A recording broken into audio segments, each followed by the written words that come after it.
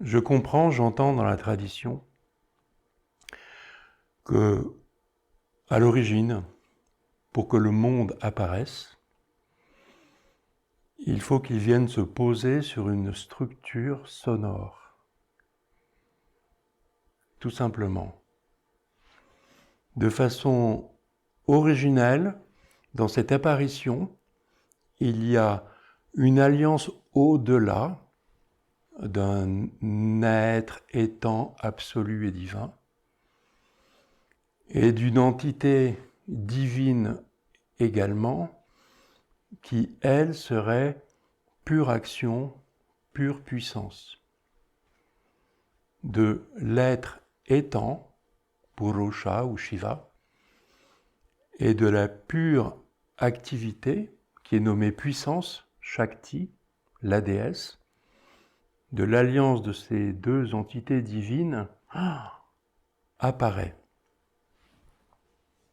Apparaît le son, Apparaît le monde, ainsi constitué que ce qui apparaît, le monde, de façon cosmique, je parle bien des étoiles, des galaxies, et de, chez nous, la Terre, dans une horlogerie cosmique. Tout ça apparaît. Et donc, apparaît quelque chose de déjà constitué et complexe. Alors, qu'est-ce qui a bien pu se passer dans cette apparition? La tradition ne le dit pas. La tradition se contente d'exprimer comment c'est. C'est que, à l'intérieur des éléments du monde, ça vaut pour les soleils, les étoiles, chaque être humain, une plante, une fleur, un animal, une structure sonore, une intrication vibratoire, comme dirait plutôt la science aujourd'hui, une intrication atomico-moléculaire-vibratoire, avec, pour faire un peu scientifique sur les bords, si tu veux. J'aime pas trop jouer à faire scientifique, on n'en a pas besoin, je trouve. Mais histoire de le faire un tout petit peu, les atomes, à l'intérieur des atomes, ça vibre. Les atomes sont tous différents les uns des autres, ça vibre différemment. Les atomes s'associent en molécules, les molécules en cellules, et les cellules en êtres. Eh bien, tout cela, ce sont des intrications, des imbrications de mouvements vibratoires, c'est-à-dire de sons. Alors, ce que la tradition appelle son, c'est cela, tout ce qui vibre. Ce que nous percevons comme lumineux, c'est parce que ça vibre très fort, très vite. Ce que nous percevons comme sonore, c'est parce que ça vibre à la fréquence moyenne de ce que nos oreilles peuvent entendre. Mais quand ça vibre très bas ou encore plus haut que la lumière absolue, les choses disparaissent de notre vue. Et de nos oreilles aussi. De nos sens, en général. Mais ça ne veut pas dire que les choses disparaissent, ça veut dire qu'elles sont hors de notre possibilité de perception. Alors, le monde, c'est ça. Le monde, ce sont des sons, compte tenu que la lumière est un son, compte tenu que la mémoire qui fait que moi, Joachim, ce qui me fait exister, c'est un ensemble de sons que nous appelons mémoire et qui sont les sonorités fruits de l'activité de mes ancêtres. Mais mes ancêtres sur toute la lignée, étant des hommes préhistoriques et au-delà, ayant vécu dans le monde tel qu'il était, ils contiennent les sonorités, les mémoires du monde humain et des mondes végétaux, minéraux, de la planète Terre, etc., associés. Mes ancêtres le contenaient dans leur être. Et ainsi de suite, c'est arrivé jusqu'à moi. En vérité, dans ma structure égotique, comme on dit, qui est faite de mémoire, de ma lignée, de l'humanité tout entière et du monde, en passant par ce qu'on appelle l'ego, je me retrouve dans le cosmique. Il y a vraiment de quoi... Pour moi, cette description, si tu veux bien l'intégrer, c'est une claque monumentale sur ce que je croyais du monde. Je croyais que j'étais un être séparé, autonome et égotique. Eh bien, si je vais voir ce que c'est que l'ego, c'est une collection de sonorités invisibles, donc hors de la fréquence de ce qu'on aurait pu entendre, et pourtant c'est là. Et ce que je contiens n'est pas à l'intérieur de moi. Ce que je contiens est partout dans l'espace, et ce sont les mémoires du monde. La claque. Donc ce que je contiens ne fait que me traverser, ou je ne serai qu'une antenne qui capte? Je ne sais pas.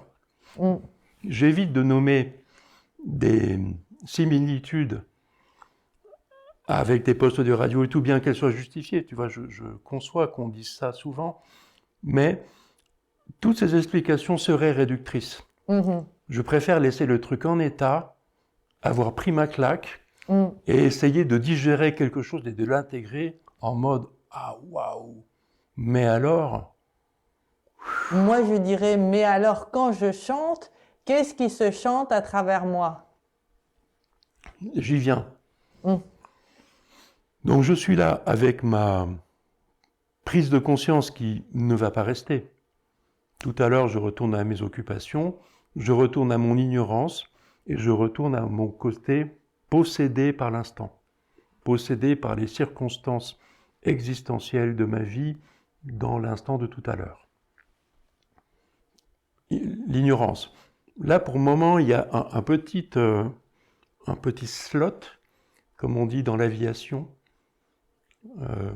C'est un acronyme de l'aviation, mais qui ressemble à SPOT. Un slot, c'est un espace-temps dans lequel l'avion peut décoller. Dans les systèmes, ça me fait super rire, dans les trucs des avions, de contrôle aérien. Un slot, c'est un espace-temps dans lequel peut glisser l'avion pour s'envoler. Eh bien, dans le slot de clarté dans lequel que j'essaie de créer là, si tu veux, première chose, moi, mon intérieur revient sur l'espace des mémoires du monde en entier. Donc les sons du monde en entier qui sont dans le monde subtil. Enfin, dans la part subtile du monde. Il n'y a qu'un monde. Hein. Mais la majorité des choses sont à un état latent de mémoire et ne sont pas touchables avec les sens subtils. Alors, ce que fait la tradition pour nous sensibiliser à tout cela et pour nous mettre dans une voie de yoga à partir de cette réalité. On nous dit, le son qui fait l'origine de tout, c'est Om. Mais Om, c'est la totalité de tous les sons. On nous dit ça comme ça. Pareil, prends ça dans ta gueule et vois ce que tu peux en faire. À l'origine, il y a Om et le tout, c'est Om.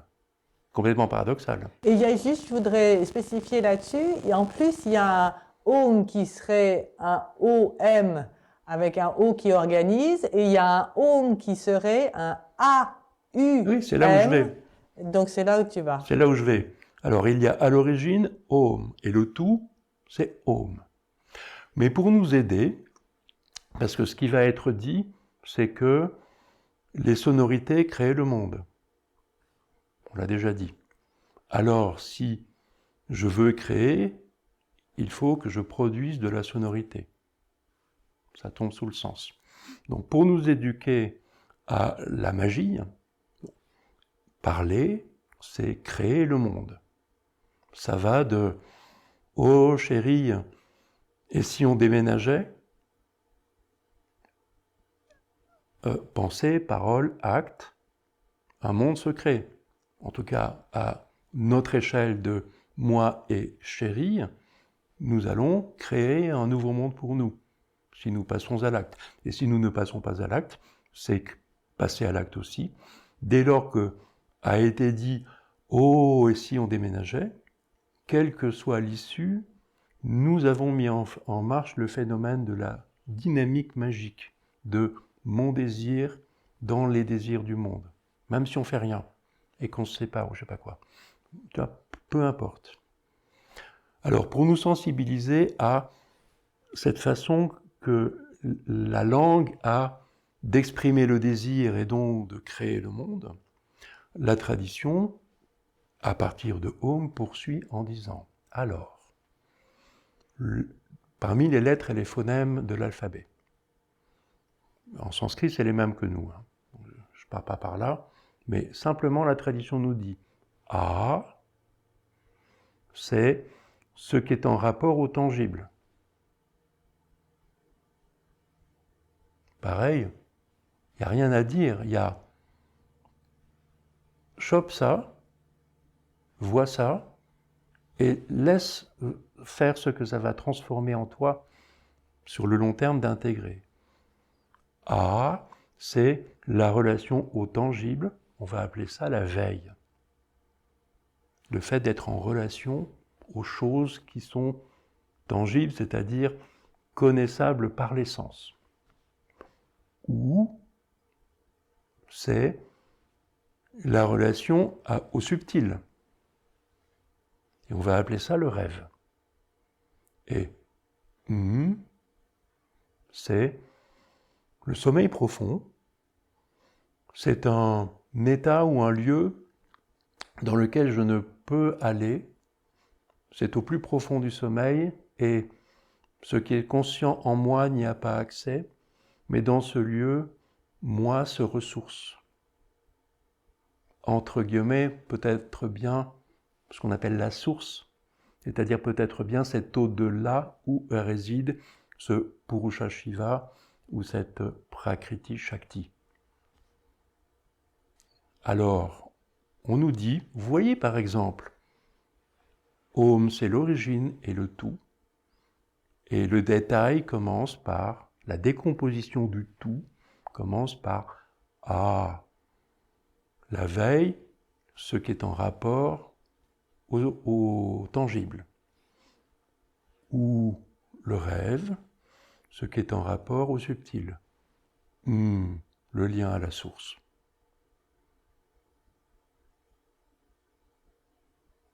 L'enseignement démarre là. L'enseignement de yoga est intégralement donné là. Je viens de vous transmettre l'enseignement de yoga en entier, mais sous une façon extrêmement dense. Si vous accueillez ces quelques informations, que vous les intégrez et que vous les déployez dans l'expérience qui est la vôtre au monde, alors ça fera un enseignement complet à propos des sons.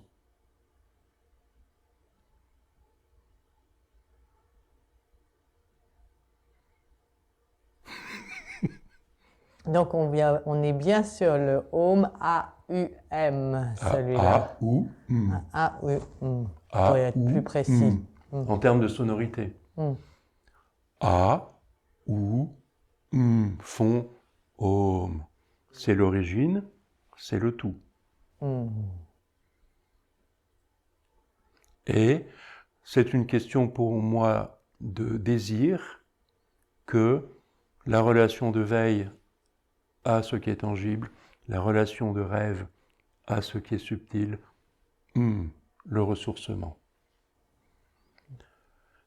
Et là se met en route l'enseignement dans mon expérience.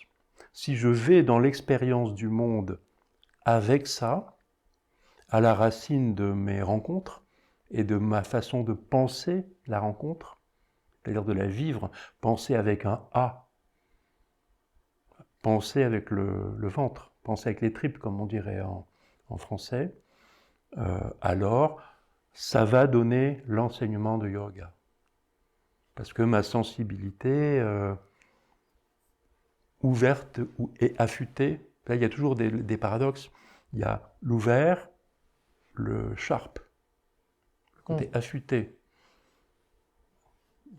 Tout ça est paradoxal. Bon. Et ça fait partie, à la limite, du début de tout, de se rendre compte que l'expérience vraie est paradoxale et que c'est bien avec ça qu'il faut oser avancer. Et alors, ce que je voudrais te proposer, c'est, comme directe continuité, c'est de faire l'expérience de se chanter Seom. Moi? Ensemble? Non, justement, j'ai fait exprès de ne pas le faire. Non, j'ai fait exprès de ne pas le faire, parce que c'est dans l'imaginaire de chacun que ça doit résonner.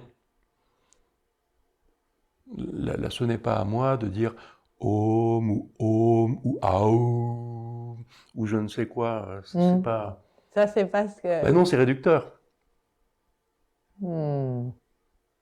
L'expérience, C'est même réducteur si parce que elle nous est un sommes. peu réductrice, C'est elle réducteur met parce le pied à que. l'étrier. Non, mais c'est réducteur parce qu'il y a la caméra. D'accord. Et que nous On sommes est dans d'accord. une relation C'est dans objective. l'expérimentation ensuite, Ensemble. ensemble, dans les stages, le réel. Mais qui n'est pas exactement la situation dans laquelle nous Voilà. sommes, parce qu'il y a une caméra. ouais. Cet écran-là. Ouais. On est d'accord. Oui. Mais si on veut faire l'expérience de ce dont tu viens nous parler, eh bien, il y a plusieurs chemins. La faire seule dans son coin ou la faire ensemble. Il y a deux choses différentes. Moi, je mets l'accent, je valorise principalement l'action dans le monde, vraiment. Après ça, dans les pratiques yogiques, il y a ce que les anglo-saxons, enfin tu vois, bon déjà on est ailleurs, on est dans le monde anglo-saxon, les Américains notamment, aiment bien parler de home chanting, qui correspond à une idéation peut-être un peu à la fois intellectualo-expérientielle, de se dire, si je scande Om pendant 2 heures tous les jours, ça va transformer quelque chose en moi. Ils ne sont pas les premiers à l'avoir fait. En Inde, il y a aussi Home chanting, c'est un peu spécial des traditions du XXe siècle. Les traditions rituelles védiques et brahmaniques sont tout de suite ne sont pas dans la transformation de moi, forcément comme ça, mais tout de suite dans du chamanisme en fait. Donc dans quelque chose de plus opératif et de plus, par exemple, la Gayatri Mantra est faite pour ouvrir l'espace rituel. Ça doit être le mantra le plus connu, le plus pratiqué dans les 3000 dernières années dans la sphère védico-brahmanique en Inde. C'est tout de suite pour s'inscrire d'une certaine façon selon un enseignement beaucoup plus élaboré que celui que je viens de vous donner, qui est de la Mandukya Upanishad. Même ce que je viens de vous donner est plutôt c'est la Mandukya Upanishad, mais c'est cet extrait de la Brihadaranyaka Upanishad, une grosse Upanishad un peu plus ancienne, duquel on a extrait tardivement la dernière et la plus récente de toutes les Upanishads, la Mandukya, que je vous ai offerte de façon assez basico-basique et complète. Elle ne dit pas grand-chose de plus, sinon que tout reste à faire. Et cette stratégie pédagogique de la Mandukya, c'est celle dans laquelle je viens de m'inscrire, en ne disant que ça.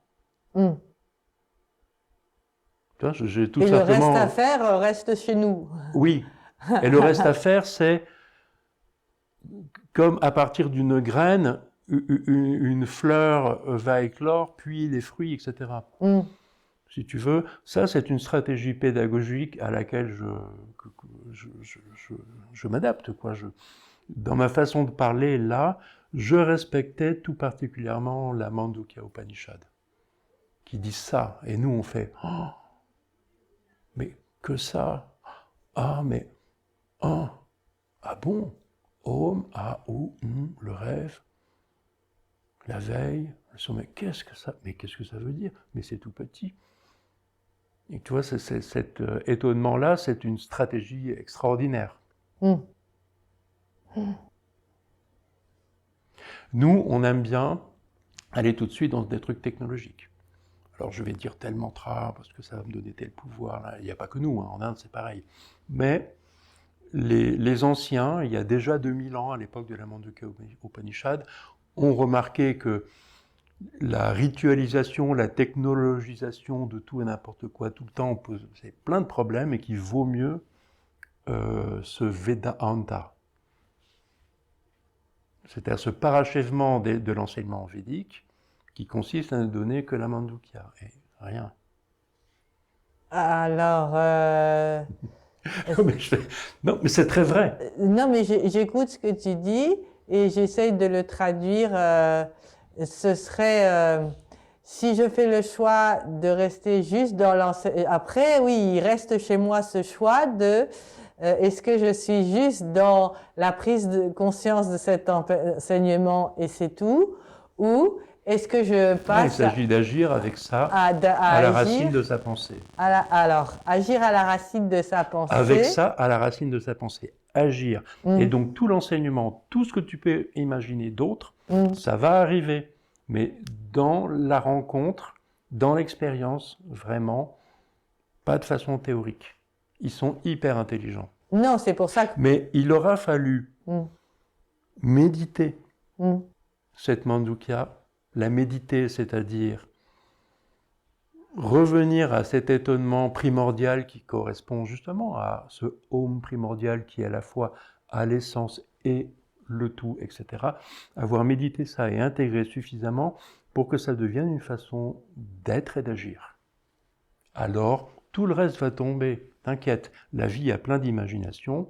Nous, on a plein d'imagination aussi pour faire des bêtises et pour nous amener les éléments utiles à l'avancée dans la vie. Tout simplement à l'expérimentation. Ouais. Expérimenter vraiment, c'est ça. Mais encore aurait-il fallu intégrer cette Mandukya sans tout de suite se dire oui, bon d'accord, ok, ça va, j'ai compris. Ah, ou mettre ça sur le côté. Alors maintenant, c'est quoi le super mantra tu vois, là, c'est foutu. Là, vraiment, on nous demande de rester avec cette Mandukya Upanishad et de voir, plutôt que de vouloir consommer des trucs, et de voir ce qui advient en étant assis comme ça. C'est-à-dire que même quand tu me dis à la racine de la pensée, il y a déjà même presque un premier travail qui dans l'expérience qui serait de se le dire intérieurement sans avoir besoin de l'exprimer chanter même. C'est-à-dire de sortir, on arrête notre action de maintenant, on continue à vivre habité par le contenu de cette Mandukya Upanishad. Alors, tout ce qui advient aura une teinte, un rasa, un goût différent. Alors, poum poum poum, c'est l'enseignement qui arrive au lieu de l'ignorance.